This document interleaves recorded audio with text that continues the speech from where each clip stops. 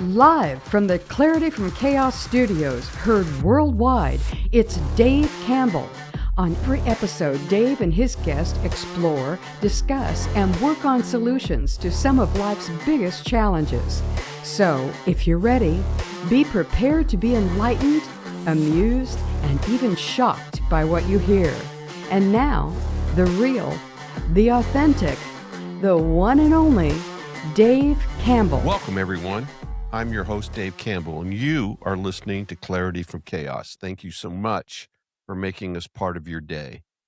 Ladies and gentlemen, on several previous episodes, we discussed the Scottish historian Alexander Tytler's theory on cycle of democracy.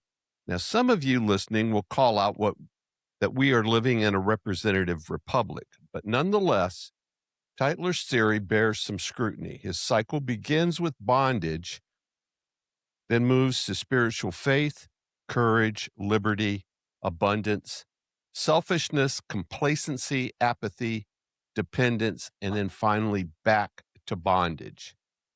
Now, 2 years before Washington became president, he stated that democracies will exist up until the time the voters discover they can receive gifts from the public treasury, which I think we're pretty much in that position now. And by my observation, we were in probably stage 7 or 8 of Tytler's cycle, which we are in the complacency and apathy part of the cycle.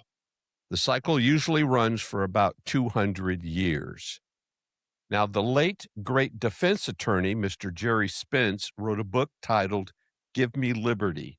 And in that book, he presented an idea called pancake democracy. It was formulated on a simple concept, rule by the people.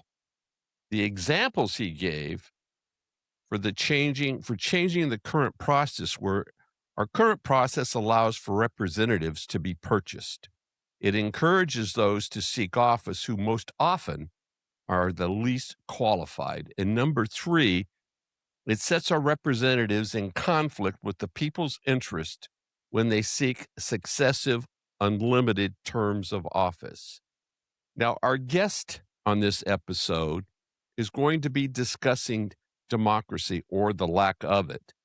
He is the best-selling author of the new book, Breaking Democracy's Change, Mr. Metin Pekin. Metin earned his BA with honors from the University of Greenwich and went on to be an entrepreneur with a career founding and growing multiple companies from the ground up. Combining his academic background and business experience, Metin began to notice very troubling patterns. In election after election, regardless of party affiliation, the same outcomes were repeated. Welcome to the show, Metin. Thank you very much, and thank you for having me. Honored to be here. Yeah, it's my pleasure, sir. So I'd like to start out with the representative republic versus democracies, because I think a lot of people kind of confuse it, although they tend to be probably mixed together quite a bit. Indeed. I mean, democracy in its simplest form would mean power ultimately rests with the people. Right. Now, American founding fathers grappled with factions and parties, and they have often warned against parties. So they have set up a beautiful system where it looks after every group, and its law is equal and just towards every group, every part of the society. And they've put in separation of powers in to make sure that everybody's held to account. So democracy and the Republican system that they've put in place was the best that could have been done during those times, during that era. So they were great thinkers. They weren't just politicians at the time. They were philosophers. Right. So unfortunately, where we are now, they must be turning in their graves, because it's not what they had in mind. It's It's not what they have envisaged. It's still a great democracy, one of the greatest democracies, but unfortunately, people's will is ignored, and peoples are split into two major groups. Political identities are fused with the cultural identities, and Right. that's how they're motivating people to come and vote.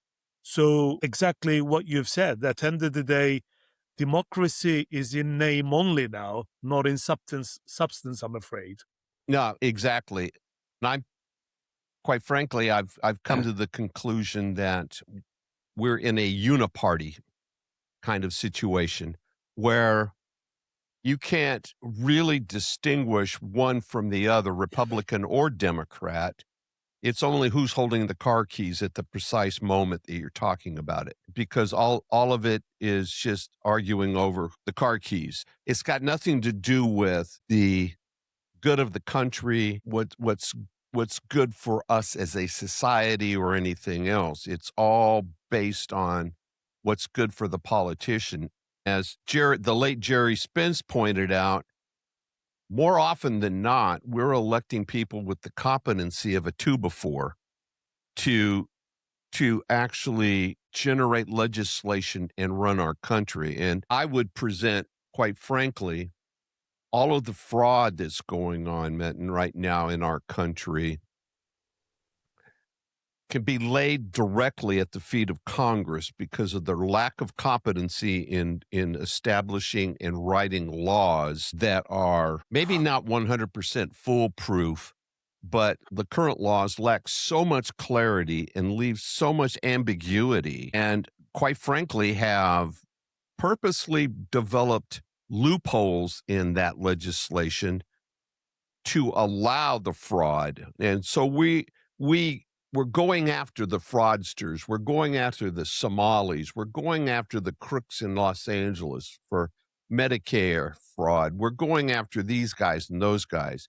But the real people that we should be going at, in addition to the ones that are actually committing the crimes, are the politicians who wrote the damn laws that are just absolutely silly and allow this kind of activity to happen. 100%. Look, let's explain that and let's unpack that, because Okay. there's a lot in there, and I try to explain that in my book. The issue is this: political parties have become the gatekeepers. Right. So when we blame the lawmakers, and we should, Yeah. and we need to understand how these people are getting into the Congress. Whether we have a real choice as the voters, Right. whether we've got a curated choice, whether we've got a limited menu to choose from. Yeah. So that's the first thing we need to look at. Yeah, exactly. Yeah. So I am British. I live in United Kingdom. So our system is parliamentary, but I understand the presidential system and the system you have in United States, and I've systematically analyzed it for the book quite a bit.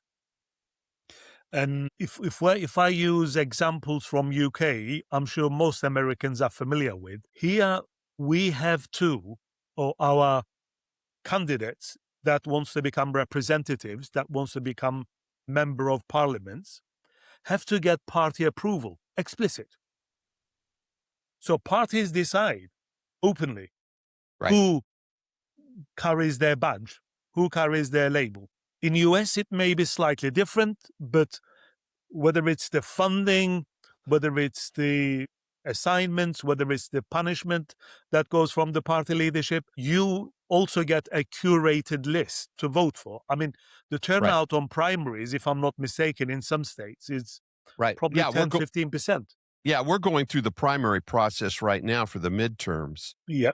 And you're absolutely right. The people on the list, I would challenged are not what you would consider the best and the brightest. And quite frankly, the best and the brightest don't want to put up with the amount of, quite frankly, BS that comes from the media and everybody else, um, unpacking whatever skeleton they may have in their closet. So, they don't want to put themselves at risk for that. And I can understand it because I think the ones on the curated list, i.e., like Mr. Swalwell or some of the other brilliant minds that we have in our Congress, they had all of their rubbish buried to a point where it was not readily accessible by the public on Yeah. that curated list, right? Yeah. Indeed. Because that was the calling card that, in your point, the party used to keep their people in line, right? Because they have that baggage, and they have it all set aside, wrapped up with a nice little bow to present when and if they need to present it. And in Mr. Swalwell's case, obviously they'd gotten to the point where somebody had tugged on the bow, and some of the information started to get out to the public. So at that point, they decided to hit the eject button, and Mr. Swalwell was fed to the wolves, right? Well, they're all the same, Republican and or Democrat. They all have that baggage, right? And they're all on, and that baggage is then put in the corner, and so that they can get on that curated list and have $178,000 a year job, and in 3 years become multimillionaires, just like all the rest of them, right? Yeah. This is it. I mean, you've hit the nail on the head there. The perks that goes with it, Right. The kickback they get from, like you said, whether it's drafting the legislation, whether it's voting one way or another, not looking after the interest of the American people, but looking after the interest of whether it's corporations or special interest groups. They get their pockets lined up. There's revolving doors and what have you. So we have it here in the UK, and you have it there in US across the pond. But Sure. let me kind of, for your viewers, get this point across. The gatekeeping does not stop at curating the list. Before we reach the ballot box, before we even cast our vote, we get a list of people to choose from. It's not, like you said, the honest, frank people with the best interest of the public at heart. These are the people who are aligned with the parties. More accurately, it's the party funders. Right. It's the who's behind these parties. You've again highlighted a crucial point here. You've earlier said there's hardly any difference between Republicans and the Democrats. Right. When it comes to the key issues. Agree 100%. They, at the face of it, they look completely opposite on many cultural issues. And that's how they motivate their bases, by showing other side as being existential threat.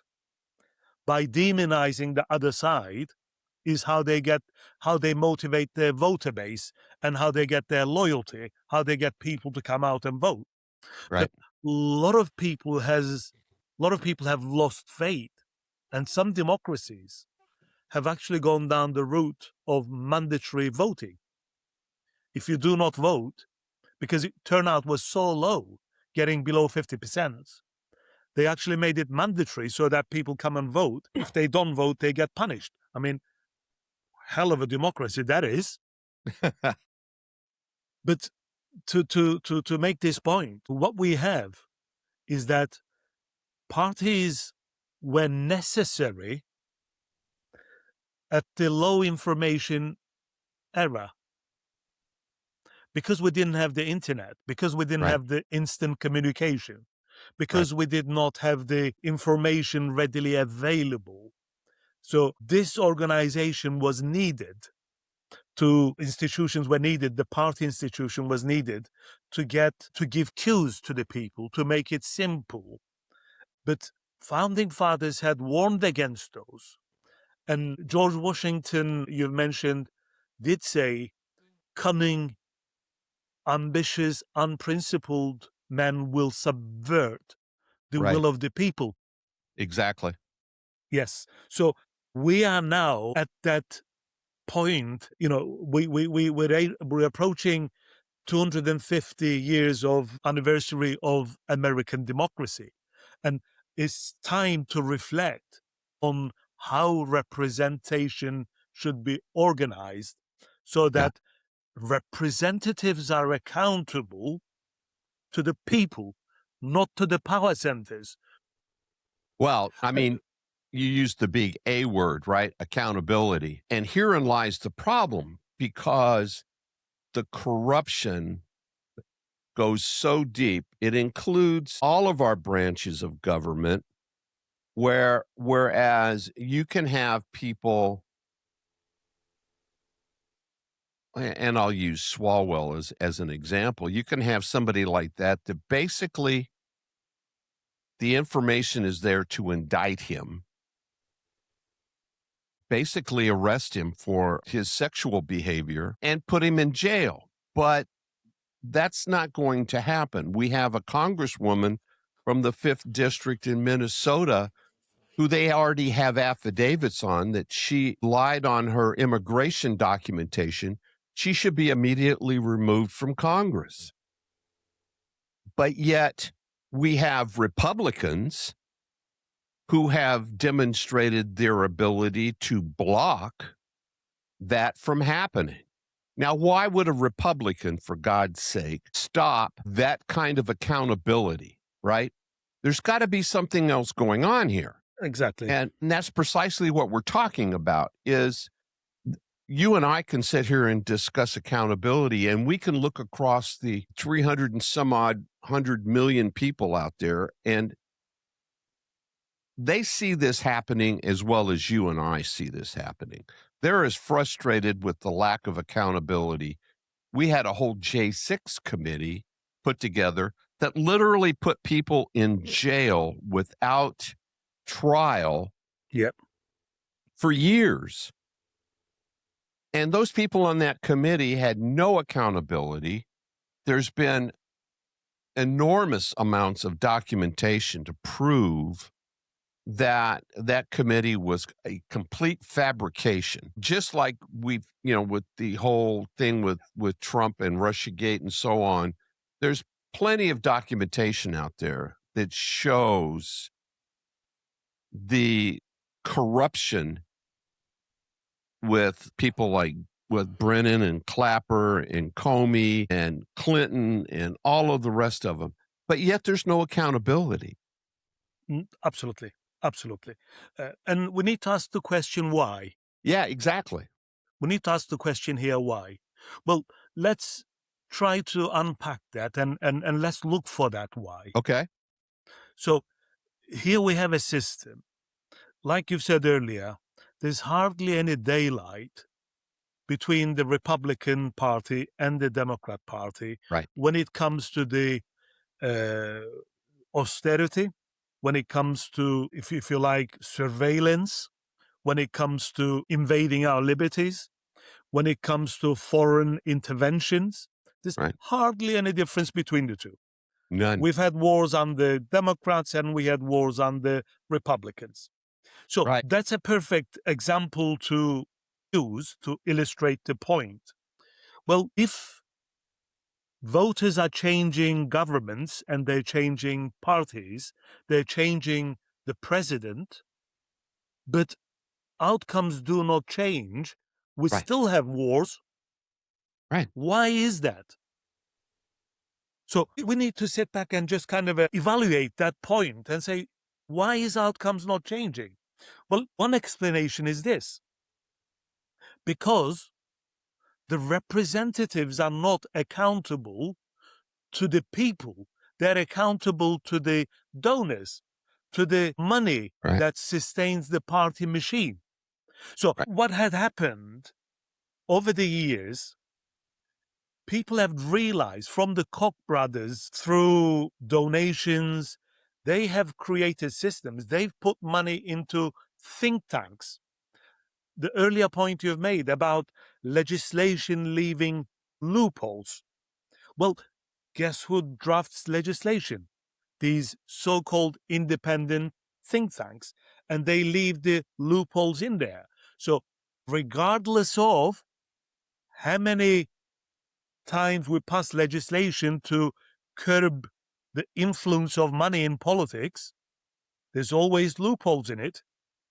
And they find a way to get that money in there, and they continue their influence.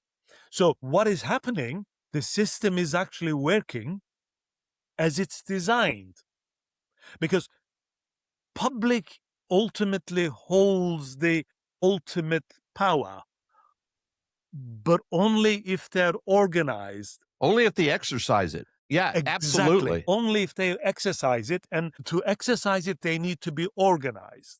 Right. So what happens is that we have two parties that fusing cultural identities with the political identities, and now left sees right as existential threat because they've been demonized, and vice versa. Right sees the left. If we sit back and say, well, hang on a minute, what should be our moral compass? It should be our beliefs. Right. It should be truth. It should be honesty, integrity. But yet people blame social media. People blame X, Y, and Z for people's, I don't Well, know, it's just, nature. that's intellectual laziness is what that is. Exactly.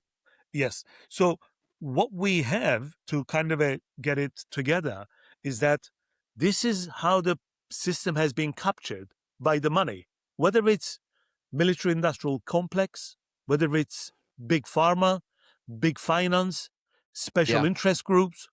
They are financing the parties, so they place their own people within the key positions of these parties. They allow who ascends into power, gets anywhere near the levers of the power. So the whole system is captured and is accountable to that faction, what we can call billionaire faction or the elite faction, Well, powerful exactly. faction. Well, Yes. and what I believe, and it doesn't take a quantum leap here. When Elon Musk did his Doge effort and started Yeah. uncovering all of the fraud and corruption and where the monies went, uncovered the USAID. Yeah.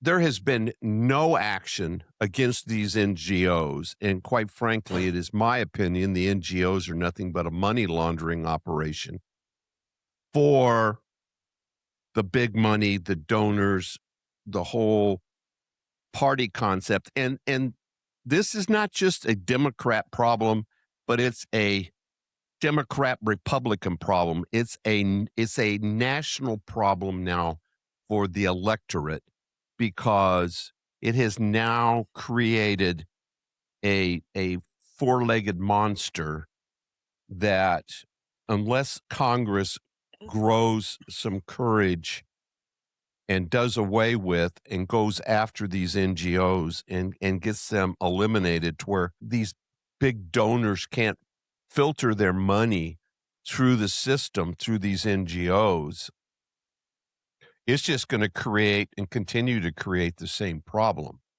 Right. Agree. But we have to have somebody with the courage to stand up and take that on. And for the life of me, man, I don't understand. All of these NGOs have EIN numbers.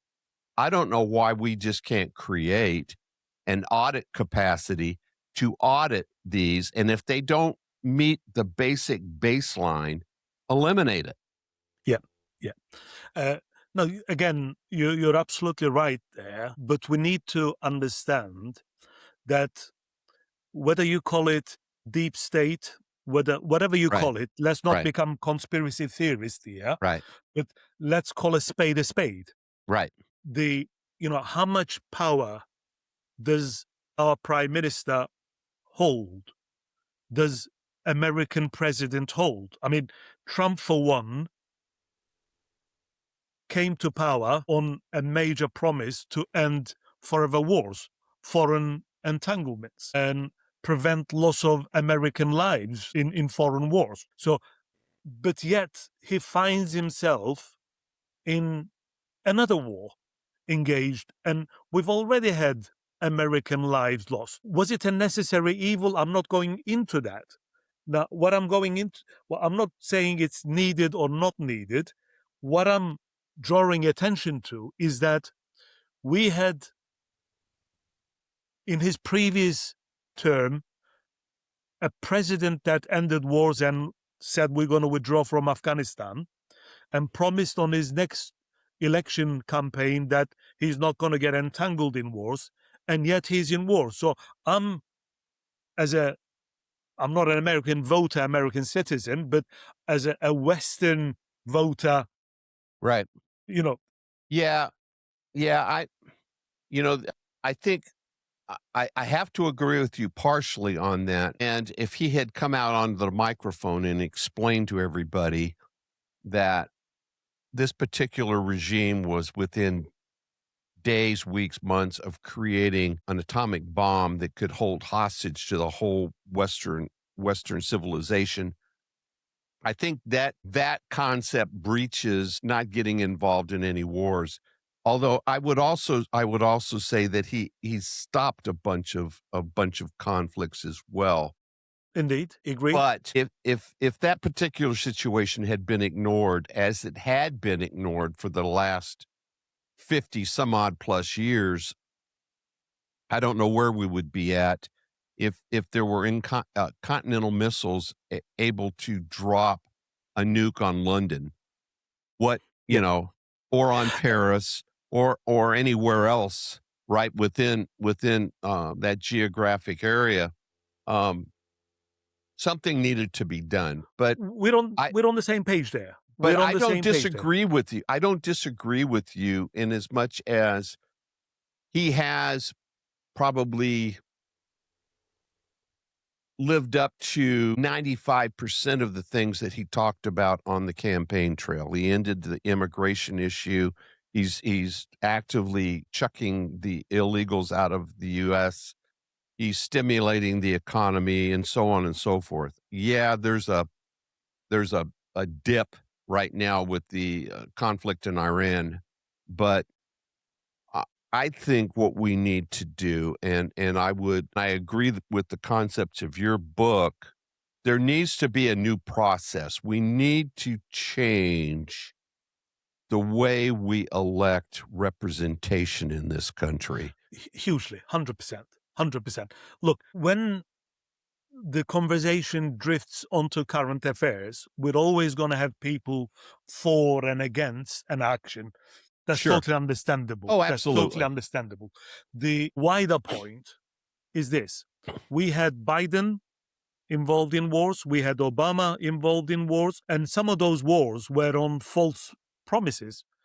Oh, absolutely. If you take the Iraq war, I mean, loss of life of American sons and daughters was huge.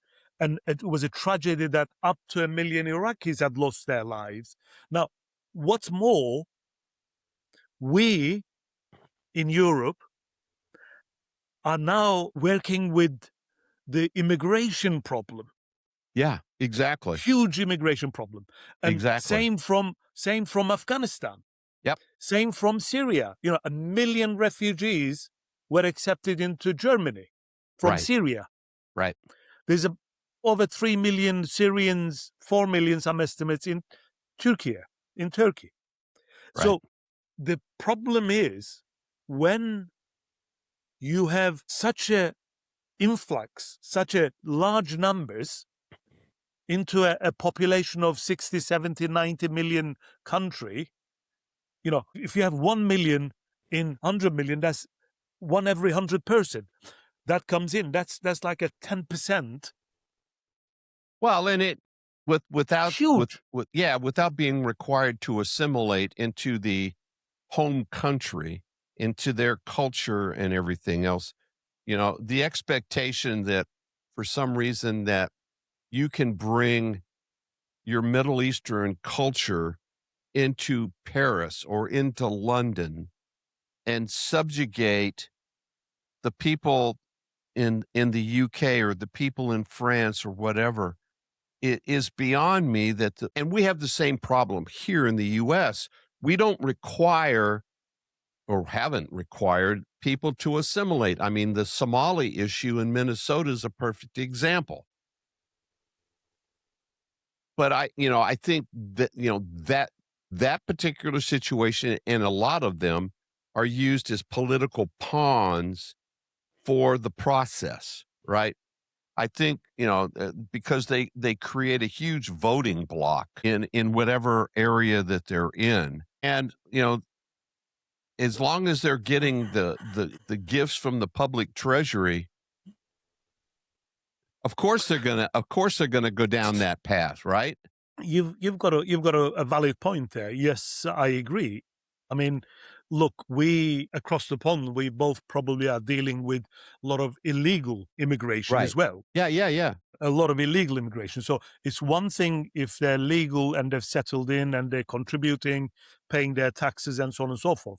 But the point I'm trying to get across is what we've got to look at is sometimes we've got to kind of set aside dealing with symptoms, set aside our feelings, and look at the root causes. Yep.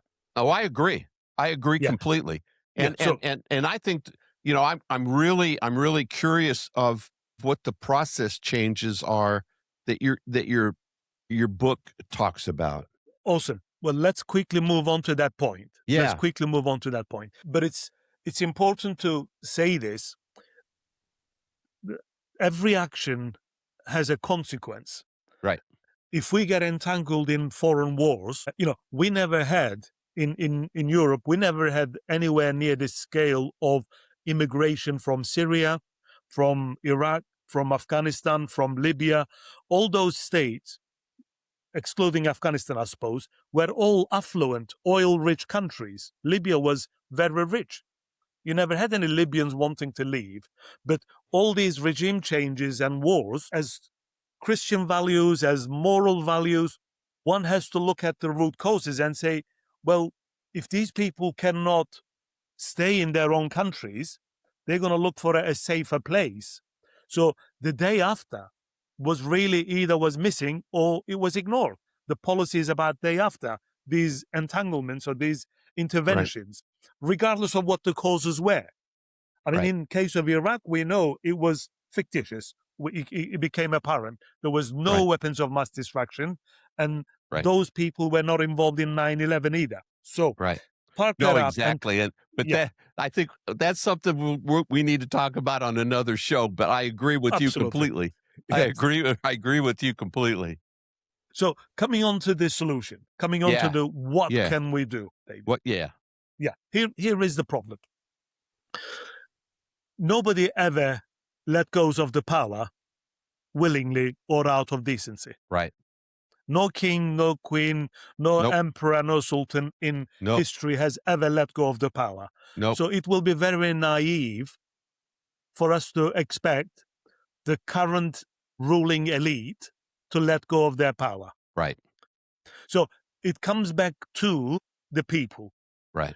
It was people who demanded the Magna Carta in Old Britain. It was people who set up the democracy. It was the people who brought down kingdoms, and whether it was French Revolution, whether it was American Revolution, it was people who has driven things.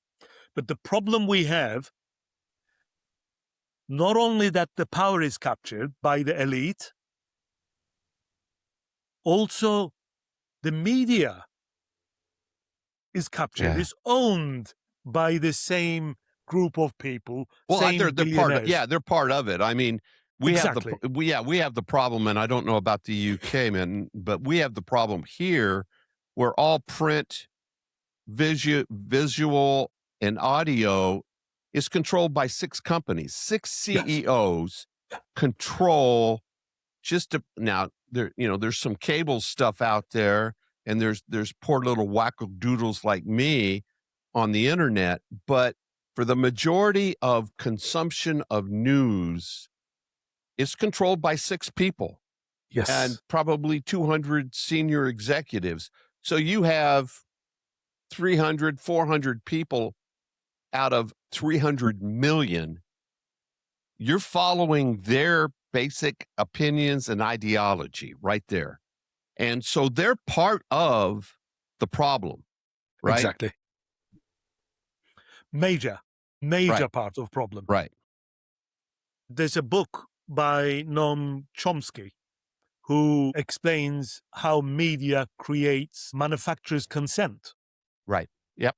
Yeah, so it's a great book on media because everything is kind of a working hand in hand. And these schools curriculums, the teachings from the earlier on from in life, and when we go to school, we're thought to be obedient citizens. We're thought to become factory workers, not critical thinkers, not question the power.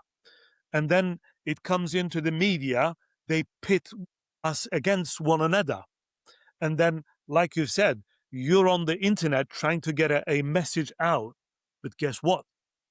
Algorithms control that as well. Oh, absolutely. If you're anti-establishment, forget it, my friend. You're not gonna have the reach. Absolutely. Yes. Nope. So I agree. I'm afraid even the social media is being captured. Oh, absolutely. Is part of that same elite. Absolutely. I ruling mean, elite. yeah, I've been dumped on YouTube several occasions to where, but I want to get back to the solution. Is the solution the rise of the consumer, if you will? Because the consumer literally holds the power, because if they don't spend $1 on CNN or anybody else, or there's a moratorium on all of the media stuff, I guarantee you in 3 or 4 days, that whole attitude will change because of the loss of an advertisement, the loss of investors, the loss of whatever. So the consumer has the leverage, but you have to have the will to act on it. And that's, to me, that's where the problem is, because I agree with you. The system needs to be changed. Spence talked about doing away with the electorate and creating a lottery to create the representation, which probably makes as much sense as anything, but there's got to be a will to do it, right? Yes, exactly. Well, look, here is what I kind of conclude, and the conclusion that I come to in the book is as follows. In breaking democracy's chains. So for me, democracy is in chains. And as voters, as people, democracy belongs to us. It belongs to the people. So representation has to be accountable to the people. It should not be concentrated. It should be dispersed. So here is what the defenders of the party system, advocates of party system, often the pens for the elite, ruling elite, are saying. Well, parties provide structure. They provide cues. Immediately people know whether they're left or right, or whether they're woke or whatever it is. But that's not a good way of voting. That's not a good way of choosing representatives. As we've alluded to earlier, we've got a curated choice of representatives. We don't choose quality people. Look, the representatives in US, if I'm not mistaken, the existing incumbents are voted in 95% of the time. Most of the time, yeah. Yeah, unless, absolutely. So, unless they really crap up something, yes, exactly. They get caught with somebody's wife, then maybe the incumbent won't make it. But usually, they do. That speaks volumes. Because for as long as you look after the party interest or the party boss's interest, right, and the loyalty flows towards them. So if we go back to the founding fathers, and they were dead against parties in Federalist Papers, every single one of them. Now, what we suggest is this. Well, imagine a scenario where we do away with parties. Please do push me on the practicalities of it in a bit, once I've explained the system, because we can actually, this is not utopian, this is very practical. We could move towards this, hopefully in our lifetimes. But here is a system, here is a proposed system. But let's do away with party banners. Let's do away with Democrats or Republican parties altogether. Let's have representation at grassroots. So if you want to become a representative, you will secure for your own constituency, you will secure, let's say, 0.5% of the vote signatures to become a serious contender. So we're narrowing the field down to genuine, locally rooted, clever people who have the best interest of the community at heart, becoming representatives, because they're not going to be bullied by the party machine. They're not going to be filtered by the party machine. It's very democratic. You basically demonstrate that you've got grassroots support, and then you're on the ballot paper. So then we have a government website, let's say, that lists David, Metin, Jim, whoever it is, as the potential candidates for that job, for that the candidates for that representation. First of all, we elect in each constituency our representative that is accountable to us, no party label. So the loyalty is to the voters, not to the parties, not to the party bosses. We send these 465 representatives to the House of Representatives. And similar process can follow for the senators. But let's focus on the representatives now. So these representatives then narrow down a list of people that wants to become a president. And again, to get onto the list, to become a candidate, they need to secure a sufficient number of backing from the representatives, because they're our representative. So indirectly, they're getting our blessing, voters' blessing, people's blessing. So let's say we have 10 people that get enough backing. Through a round of debates and voting of the representatives, the bottom ones drop off, and then we narrow the list down to 2 finalists to become the president. Those 2 candidates then choose their running mates and then go to general election to the public again. So they put their agenda forward, and easily enough they can say, I've got democratic values, I've got Christian values. The other one can say, I've got liberal values. So the cues are still there. Public then votes on those 2 candidates and their running mates. So we'll have a president mandated by the people in line with your constitution, and we'll have a runner-up that becomes the minority leader, shadow president, opposition leader, whatever title you want to give it to him or her. So we have a structure of president and a minority leader, and then we have 465 independent representatives. Now, the beauty with that system is that the executive, to pass any legislation, will have to convince our independent representatives to vote for that legislation. And the opposition job is to put alternatives forward and to dissect that and say, well, look, this is going to be a problem for this point. It's going to be beneficial on X, Y, and Z. What we propose is better. So if the legislation doesn't get enough backing, it fails, it needs to be amended. And then it only passes and becomes a law once enough representatives have voted for it. Now, the beauty with that, you will know how your representative have voted for or against that legislation. Let's say it's whatever you take. Let's say take abortion, for example. You will know if we're going to legalize or ban abortion, you will know your representative had voted for it or against it. When it comes to the next general election, if you want to take your vote away from that representative, you don't want to elect him, then you can easily do so. So the accountability now is with the voter, is with the people. So they've got to vote with their conscience, and they've got to vote in line with the will of the constituency. So the loyalty now is not flowing upwards to the party hierarchy, it's flowing outwards to the voters. So the incentives have changed. Right. So that is the system that will restore genuine representation and puts power with the people. Okay, so briefly, it would seem to me that it's just going to require a certain amount of constitutional changes. None of this, well, it doesn't actually, because parties are not part of the Constitution.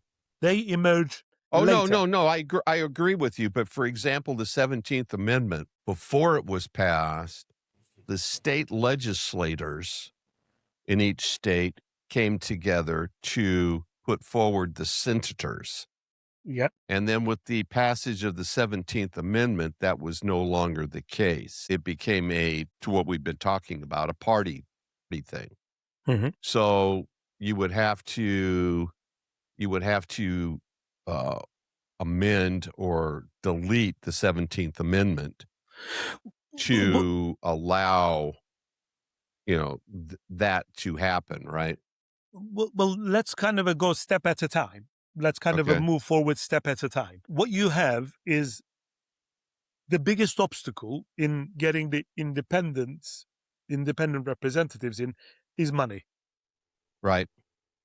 So to become a viable candidate, you need the endorsements, you need the funders, you've got to secure funding and donors. So before we come to the Constitution, constitutional rights and 17th Amendment, what needs to happen is that, bit like the super PACs, we need democracy super PACs. We need national donations, small donations, to support a number of most likely constituents to elect independent representatives. Now, they will then hold the power because the margin is so narrow between the Republicans and conservatives. It's 51 to 49 or 52 to 48 at best. Right. So only few representative being independent will tilt the balance. Right. And they will then debate and discuss that the current system is not representative, it's not representing the people. It opens up the wider debate. It opens up the scholars to then debate and discuss how representation can be improved, because currently the will of the people is outright ignored in most of the cases. I agree. So where can people find your book? It's available on Barnes and Nobles. It's available on Amazon. So widely in any bookshop, any Amazon. Amazon will be the easiest one, I guess. So what social media, can they go out to your website? You certainly can. Metin.pekin.com. So metin.pekin.com. Okay. It's available from there as well. The links are there. Well, it's been an absolute pleasure, and I can't tell you how much fun this whole conversation has been, and I truly appreciate it. So I want to thank you. I want to thank you for coming on, and I would like to, at this point, share a Bible verse from Ephesians, and this is from Ephesians chapter 2, verses 8 through 10, which reads, "By grace you have been saved through faith, and this is not your own doing. This is a gift of God, not because of works, lest any man boast. For we are his workmanship, created in Christ Jesus for good works, which God prepared beforehand that we should walk in them." Remember, if you need guidance, take a knee and pray. He will listen. Thanks again, Metin, for taking the time to come on the show. I really, really appreciate it. Thank you so much for having me, and it's been a great pleasure and really appreciate it. All right, take care, my friend. All the best. Thank you. Thank you for listening. If you would like to listen to more Clarity from Chaos shows on demand, go to clarityfromchaospodcast.buzzsprout.com or send Dave an email at info@clarityfromchaos.com for information on previous shows. You can also listen to the show on Apple Podcast, Spotify, Twitter, or Google Podcast. Until next time, please remember, it's not about waiting for the storm to pass. It's about learning to dance in the rain. Be well, everyone.